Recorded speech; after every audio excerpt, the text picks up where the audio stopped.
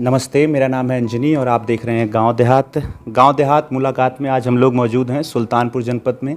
और हमारे साथ है सुल्तानपुर जनपद के मुख्य विकास अधिकारी अतुल वत्स सर हैं। सबसे पहले तो सर आपका स्वागत है। सर काफ़ी समय से यहाँ पे कार्यरत हैं, 2020 जुलाई से यहाँ पे हैं और गांव देहात की बेहतरी के लिए प्रशासनिक स्तर पर गांव-गांव काम कर रहे हैं।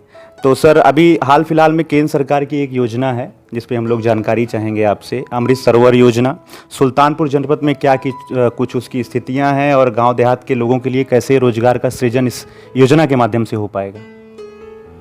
ये आपने सही बताया, माननीय प्रधानमंत्री जी की प्रेरणा से एक नई योजना लॉन्च हुई है और ये पूरे भारत में लॉन्च की गई है और उत्तर प्रदेश में भी इसके टारगेट्स लिए गए हैं। हमारे जनपद सुल्तानपुर में लगभग 160 तालाब का चयन किया गया है, जिसे हम अमृत सरोवर के तर्ज पे डेवलप कर रहे हैं और उसमें से अभी जब हम बात कर रहे हैं तो लगभग 30 तालाब में कार्य शुरू भी हो गया है। अच्छा, तो सर अभी इसके अलावा लगभग 6000 तालाबों का जो है सृजन सुल्तानपुर क्या उत्तर प्रदेश में होना है, तो उसके बावजूद भी बहुत 100 के करीब टारगेट है। तो कुछ तालाब बाकी रह जाएंगे जिनके लिए मनरेगा के माध्यम से उनका सृजन होगा। ये मैं आपको बता दूं, वैसे तो 700 के आसपास तालाब इस वर्ष की कार्य योजना में लिए गए हैं, लेकिन अमृत सरोवर में उसी तालाब का चयन किया जाता है जो 1 एकड़ से ऊपर हो। तो बाकी तालाबों का भी हम लोग खुदाई कर रहे हैं, लेकिन अमृत सरोवर के लिए मार्क उसी को करते हैं जो 1 एकड़ से ऊपर हो, आबादी के नज़दीक हो, क्योंकि इसमें इंटरलॉकिंग का पाथवे भी डेवलप कर रहे हैं। तो बेसिकली इसका उपयोग केवल पानी वर्षा जल संचयन के लिए ही नहीं होगा, बल्कि लोगों के रिक्रिएशनल एक्टिविटीज़, योगा और घूम सकते हैं उसके पेरिफेरी में, एक्सरसाइज कर सकते हैं उसके लिए। इसके पहले सर कुछ महीनों पहले आपने एक योजना का शुभारंभ किया था, लगभग हर जगह पे एक लैब की स्थापना। बहुत सारी शिकायतें आती हैं कि प्रधान या फिर जो भी हमारे जनप्रतिनिधि हैं वो भ्रष्टाचार कर रहे हैं या फिर गुणवत्ता में कमी ला रहे हैं, सही तरीके से काम नहीं कर रहे हैं। तो उस योजना का जो लैब आपने स्थापित कराया था, कहाँ तक उसका क्रियान्वयन हुआ है? कुछ उसमें कमियाँ आई हैं कि नहीं आई हैं?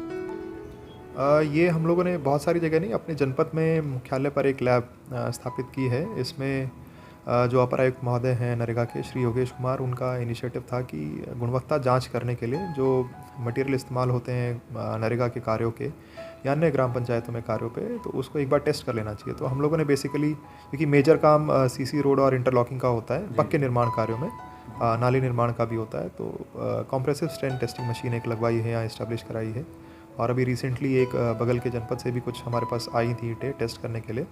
और हम लोग जब भी निरीक्षण में जाते हैं तो एक सैंपल तो देखिए लैब भेजा जाता था, लेकिन क्योंकि आप जानते हैं जो विकास भवन होता है उसमें RED डिपार्टमेंट भी होता है, तो यहाँ AE को हमने नामित कर दिया है और अपनी जब मशीन है तो फ्रीक्वेंटली हम लोग टेस्ट कर लेते हैं और गुणवत्ता इंश्योर करते हैं। बहुत तरीके की सर खबरें जो है प्रकाशित होती हैं और वीडियो वायरल होते हैं कि अचानक आप लोगों का दौरा होता है, जैसे पशु शेड का निर्माण हो रहा है या सचिवालय का निर्माण हो रहा है, तो उसमें पूर्व की सूचना नहीं दी जाती है। आप लोगों के माध्यम से वहाँ पे जाके उसका निरीक्षण किया जाता है, तो कार्रवाई तो उस समय होती है, लेकिन ज़मीनी स्तर पे सुधार नहीं हो पाता है प्रतिनिधियों के अंदर। एक बड़ी समस्या है देखने में आई है, वो अपनी जिम्मेदारी से कहीं ना कहीं पीछे हट जाते हैं या फिर कुछ इस तरीके का प्रेशर रहता है विभाग का। मैं ये तो नहीं कहूँगा कि जिम्मेदारी से पीछे हटते हैं। देखिए धीरे धीरे चेंज आता है, it can not be a shock, और चेंज धीरे धीरे आता है। जहाँ तक आपने कहा कि हम लोग औचक निरीक्षण करते हैं, तो इसमें जिलाधिकारी महोदय का ये निर्देश है कि मैक्सिमम जितने भी इंस्पेक्शंस किए जाएं वो औचक ही किए जाएं, इसीलिए जब भी उनके साथ जॉइंट इंस्पेक्शन होता है वो हमेशा औचक किया जाता है और कार्रवाई अपने तरीके से होती है। यहाँ किसी का उत्पीड़न करना हम लोग का उद्देश्य नहीं है, बल्कि उनके कार्यशैली में सुधार आए, बस वही एक उद्देश्य है। और आपने देखा भी होगा, हमने ऐसी कोई बड़ी कार्रवाई नहीं की है। जो भी कार्रवाइयाँ हुई हैं उन्हें एंड तक हम लोग लेके जाते हैं, क्योंकि हम लोगों ने क्या किया है, जब हम एक शॉक वेव टाइप देने का प्रयास करते हैं तो जो एक्चुअल एडमिनिस्ट्रेटिव इंक्वायरी होती है वो कहीं ना कहीं ठंडे बस्ते में चली जाती है, जबकि आपको जो सिस्टम्स बने हुए हैं उनको दुरुस्त करने का प्रयास करना चाहिए। तो बेसिकली वही है, उसी की कोशिश की जाती है। एक बड़ी समस्या सर हमारा पशुओं की है। सरकार ने इस पे बहुत अच्छे तरीके से काम करने का प्रयास किया, आप लोगों की ओर से भी जो है इस तरीके की कार्यशैली लगाई गई कि जिससे पशुओं, जो आवारा पशु हैं, उनका एक जगह संरक्षण किया जाए, किसानों की फसलें बर्बाद ना हों। उसके बावजूद भी अभी देखा जाए तो जो है किसानों की फसलों में भी काफ़ी कमी आई है। उसको जो पहले ही आवारा पशुओं के माध्यम से चर लिया जाता है, बड़ी समस्याएं आ रही हैं। तो कमी कहाँ रह जा रही है, शासन की ओर से या फिर जनता की ओर से या फिर प्रशासनिक अधिकारियों के माध्यम से ज़मीनी स्तर पे क्रियान्वयन में कहीं कुछ कमी है? अंजनी, आपने बहुत ही अच्छा सवाल किया है ये, और मैं इसको 3 लेवल पे डील करना चाहूँगा। पहले तो मैं सुल्तानपुर की तैयारी के बारे में आपको बता दूँ। पहले हम लोगों के पास 14 गोवंश आश्रय स्थल थे ग्रामीण अंचल में, और इसको बढ़ा के हम लोगों ने 28 कर लिया है। और जो सुल्तानपुर का इनिशिएटिव है कि हम लोग रीबोर से जो पाइप प्राप्त होता है उससे हम लोग अपना शेड बनाते हैं, तो लगभग 1 लाख रुपए हम लोगों को प्रति शेड फ़ायदा होता है। 65,000 रुपये में हमारा शेड बन के तैयार हो जाता था, जिसमें 50 आप लगभग 50 निराश्रित पशु को संरक्षित कर सकते हैं। तो इनिशिएटिव इसको मुख्य सचिव महोदय ने भी देखा था, उन्होंने कहा इसे स्टेट वाइड रेप्लिकेट भी करेंगे। उन्होंने काफ़ी प्रशंसा भी की थी। और अभी हाल ही में स्टेट नोडल मिनिस्टर आए थे प्रजापति जी, माननीय प्रजापति जी, तो उन्होंने भी इस चीज़ को देखा और काफ़ी सराहा था। वो बधैया के इसमें गोवंश आश्रय स्थल को देखने गए थे, सरैया है यहाँ पे। इसके अलावा जो मूल समस्या आपने उठाई है कि गोवंश छुट्टा क्यों है, तो पहली चीज़ तो ये है कि इसमें एक नीतिगत फैसले की ज़रूरत है। वो नीतिगत फैसला ये होना चाहिए कि देखिए, जब भी हम लोग अपने पशुओं को खासकर मादा पशु को जब प्रजनन के लिए जाते हैं तो 2 टाइप का सीमन होता है। एक तो सेक्स सीमन होता है जो सॉर्टेड होता है, जिससे ज़्यादा चांसेस ये होते हैं कि वो फीमेल उससे गाय पैदा होगी। और दूसरा होता है एक नॉर्मल सीमन, जिसमें 50-50% चांस है कि मेल भी हो सकता है और फीमेल भी हो सकता है। तो सॉर्टेड सीमन का फ़ायदा ये है, सॉर्टेड सीमन अभी 300 रुपये प्रति पशु मिलता है, और जो नॉर्मल सीमन है आपका वो 30 रुपये। तो लोग प्रेरित नहीं होते इतना सॉर्टेड सीमन को इस्तेमाल करने के लिए। तो यहाँ एक पॉलिसी डिसीजन की आवश्यकता है, जब हम रिसर्च करके और ये सॉर्टेड जो सेक्स सॉर्टेड सीमन है उसी को इतना सस्ता कर दें कि जो भी पशुपालक हैं वो इसी का इस्तेमाल करें अपने आर्टिफिशियल कृत्रिम गर्भाधान के लिए, क्योंकि आजकल कृत्रिम गर्भाधान ही हो रहा है मोस्टली गाय का।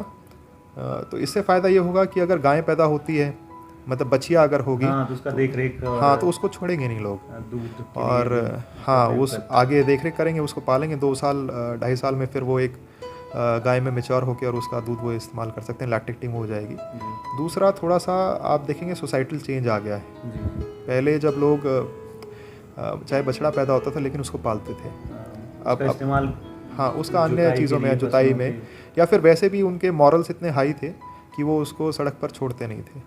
अभी थोड़ा मोरालिटी में, सोसाइटी के नॉर्म्स में थोड़ा डिफरेंस में जो है नैतिकता थोड़ा पतन हो रहा है। आपने अच्छे शब्दों का इस्तेमाल कर दिया, लेकिन वो एक मोरालिटी डाउन हो गई है। और अभी 4-5 महीने के बछड़े को भी या 2 महीने के बछड़े को भी बस वो उसको तब तक रखते हैं जब तक वो गाय दूध कंटिन्यू अपना कर ले, और उसके बाद उसको छोड़ देते हैं। तो कहीं ना कहीं नैतिकता का पतन तो हो ही गया है। तो दोनों फ्रंट्स पे हम लोगों को काम करना होगा। हमें सोसाइटी को भी थोड़ा सा इस तरफ लेके जाना होगा कि भाई ऐसा ना करें, और दूसरा ये सेक्स सॉर्टेड सीमन वाला यदि हो जाएगा तो इससे फिर बछिया का ही जन्म होगा, और यदि बछिया का जन्म होगा तो ऑफ कोर्स फिर लोग उसको पालेंगे और दूध के लिए इस्तेमाल करेंगे। तब तक एक स्टॉप गैप अरेंजमेंट है हम लोगों का, वो गोवंश आश्रय स्थल है कि जो भी छुट्टा गोवंश होंगे उनको हम लोग वहाँ कैप्चर करेंगे।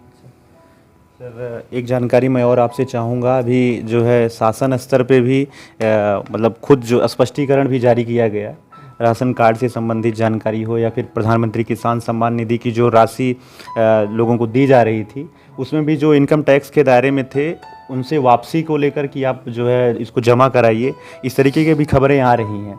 तो उसके बारे में कुछ आप बताना चाहेंगे? अभी वापसी के लिए तो जैसे ये तो अभियान शुरू से ही है कि यदि कोई ऐसा व्यक्ति है जो गलत सिलेक्ट हो गया है, जैसे वो अपात्र है, वो ITR भरता है, तो भाई उसको ये धनराशि बेसिकली उन लोगों के लिए होती है। दिस इज़ बेसिकली सब्सिडी, जो सबसे नीडी लोग हैं, जो पंक्ति में खड़ा हुआ आखिरी व्यक्ति है, उसके लिए होती है। और यदि किसी अच्छे व्यक्ति को, अच्छे इन द सेंस की जो संपन्न है, उस व्यक्ति को ये जा रही है, गलती से जा रही है, तो उसको वापस कर देना चाहिए आपके माध्यम से, क्योंकि आपके बहुत सारे व्यूअर्स हैं, बहुत सारे फॉलोअर्स हैं, मैं भी एक फॉलोअर हूँ उसमें। तो आपके माध्यम से मैं एक चीज़ ज़रूर कहना चाहूँगा कि अभी 31 तारीख को माननीय प्रधानमंत्री जी द्वारा शिमला में कार्यक्रम आयोजित किया जाएगा, जिसमें 12th किश्त किसान सम्मान निधि की दी जाएगी। तो मैं सभी कृषकों से ये आवेदन ज़रूर करना चाहूँगा, ये निवेदन करना चाहूँगा कि अपने किसान सम्मान निधि में अपने आधार को ज़रूर सीड करवा दें। बहुत सिंपल प्रोसेस है, उन्हें किसी भी CSC के ऊपर जाना है और जो उनका मोबाइल नंबर है उस पर एक OTP प्राप्त होगा, आधार सीड हो जाएगा। यदि वो ऐसा नहीं करते हैं तो फिर आगे चल के उनकी जो ये किसान सम्मान निधि की किश्त आती है वो बंद हो जाएगी। तो इस चैनल के माध्यम से मैं ज़रूर अनुरोध करूँगा, और एक अनुरोध ये भी करूँगा कि कृपया यदि बछड़ा भी अगर पैदा होता है तो भी उसको थोड़े दिन एटलीस्ट अपने पास पालें और उसे निरी ना छोड़ें। बिल्कुल सर, बिल्कुल। बहुत बहुत धन्यवाद सर आपका। आज गांव देहात मुलाकात में हमारे साथ सुल्तानपुर जनपद के मुख्य विकास अधिकारी अतुलवत सर थे। आपने समय दिया सर, आपका बहुत बहुत आभार। आगे और भी जानकारी मुलाकात के जरिए हम आप तक पहुंचाते रहेंगे। तब तक के लिए आप देखते रहिए गांव देहात। आपका बेहद शुक्रिया। Thank you so much sir. बहुत बहुत शुक्रिया, थैंक यू।